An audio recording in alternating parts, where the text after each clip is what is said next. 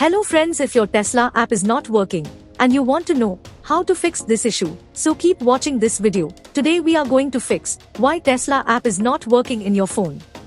So let's get started. There may be several reasons behind this issue. Today, we are going to provide you all solution for iPhone users. If you are Android user, video link is in description box. Solution 1. Check your internet connection. Make sure your internet connection is fully working and you are getting good internet speed. Because sometimes due to internet issue, apps not working properly. If you still facing same issue, then try solution 2. Update your app. Make sure you are running latest version of your Tesla app.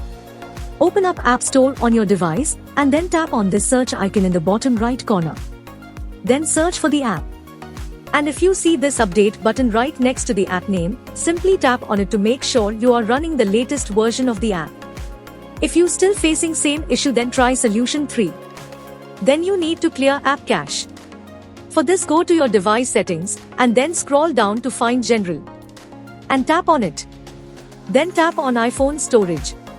From here, search for the app and then tap on it. Once you're on this screen, you need to tap on offload app. Tap again to confirm. It'll take a bit for processing, and then a reinstall button will show up. Simply tap on it to reinstall the app. This should fix the issue. If you still facing same issue, then try solution 4. Now you need to completely reinstall the app. Follow the on-screen instructions to navigate all the way to the app page. Once you're on this screen, tap on delete app to uninstall the app from your device. Once uninstalled, open up App Store and then search for the app here. And then click on this get button to install it back on your device. If you still facing same issue, then try solution 5. Check device date and time setting. Make sure your device date and time is according to your time zone and corrected, or you can say time should be accurate.